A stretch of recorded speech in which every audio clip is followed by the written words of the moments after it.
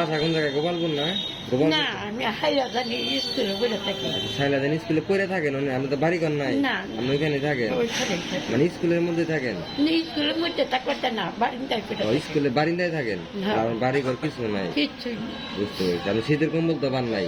খোদার কসম, যে মরা 32 বান্ধব আজ মরলি বাবা, কাল 2-3 সঙ্গে কিচ্ছুই যাবে না। মিথ্যাটা করে নেওয়া নাই, ঠিক আছে। কিছুই না, না এমনি এমনি ব্যস্ত।